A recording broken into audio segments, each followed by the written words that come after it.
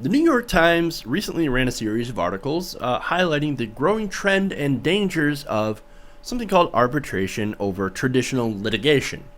Now, its final piece of the series featured a story about a man named Nicklaus Ellison. Now, this is an important story.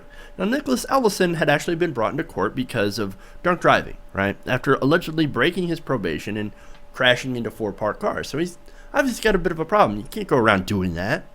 You can't go around getting drunk and driving into people's cars. That's awful. Don't do that. Now, this kid needed help, right?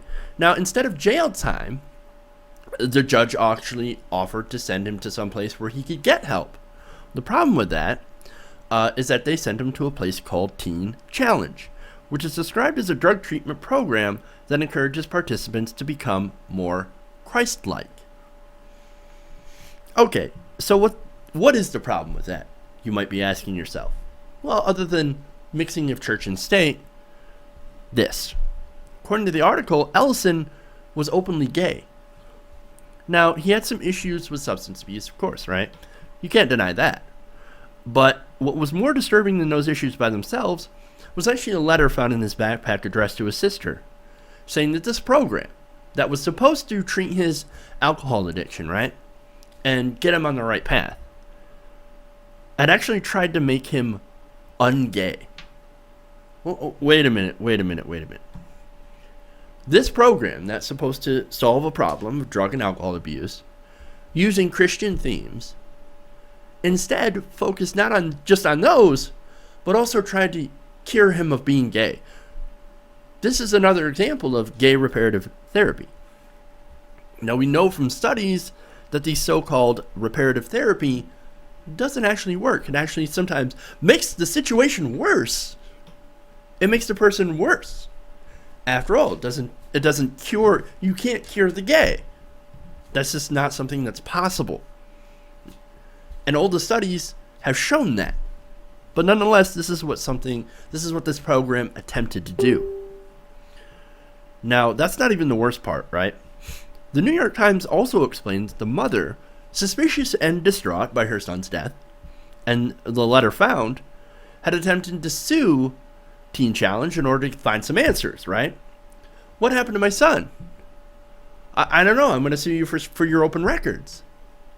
I want to find out what happened.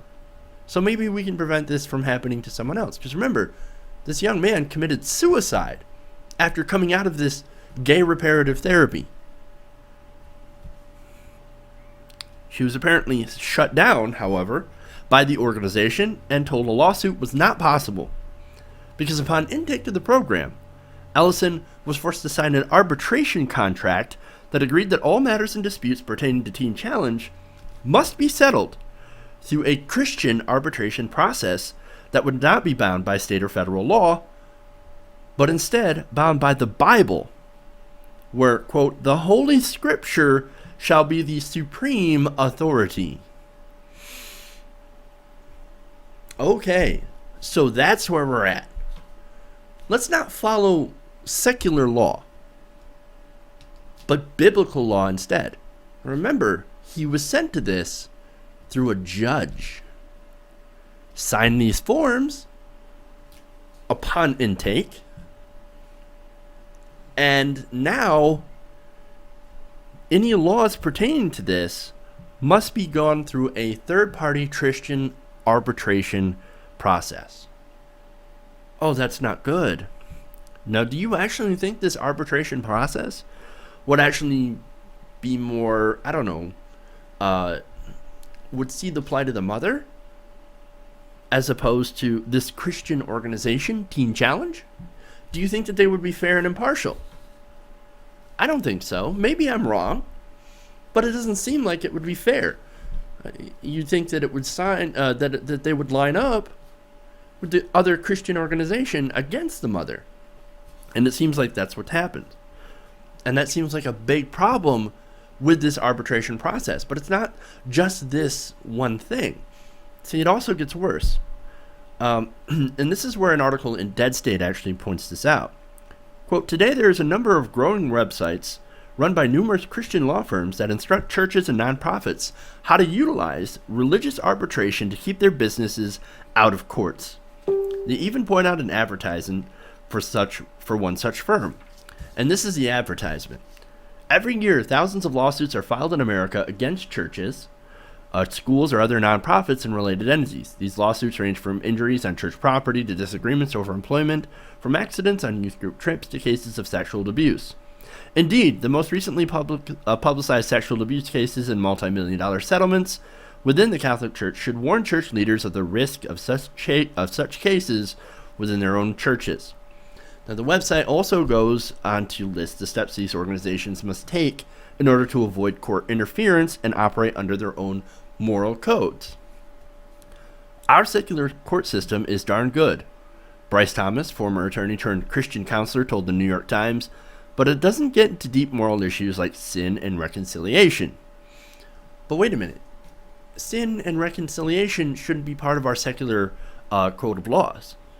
Remember, we're supposed to run under secular law, not biblical law. We're not Saudi Arabia, nor should we want to aspire to be. Remember, they are under their laws, under their own books. And by the way, they've nearly beheaded 100 people so far this year. I really don't want to be part of a country that does similar things. Now you might be saying, well, those are just the Muslims. You know how violent they are. Well, in Uganda, they're majority Christian, and remember, they tried to pass a law that would get you killed if you were found being acting homosexual or wearing homosexual paraphernalia or doing anything homosexual. Basically, the Kill the Gays bill. Now, they pared that down to only putting people in prison for life for being gay, but still, that's a Christian theocratic government based on Christian principles. I don't want that being repeated here as well. And this seems like it's one step closer to that. Involving the Bible, involving religion into our secular laws, that's a bad precedent. That's a bad thing. It's also seemingly highly unconstitutional. You give someone an option between a religious program or prison, well, it seems highly exploitive. Most people are not going to choose prison. The problem with that is you can't mix church and state. And getting religious nonprofit organizations, especially ones that use harmful gay reparative therapy, should not be an option. Especially since him being gay wasn't actually part of the problem. It was alcohol, it was drugs. That was part of the problem. And we're allowing church to take over a very important part of our criminal justice system. And I think they're using that in order to spread their religion to other people. And in a secular society, it's not something we should be advocating for, or doing, or allowing to happen. And finally, I think people should have a choice to join programs like Teen Challenge if they want. But they should also have other choices. They should have a secular option. There should be a secular option out there. I'm not against programs like this in general, because maybe they do help people, except for the reparative therapy part, right? But if you want to use religion to help you get off alcohol and drugs, that's perfectly fine and perfectly valid. But you can't have exclusivity on whose religion is represented by those firms. And unfortunately, that's the problem you see here.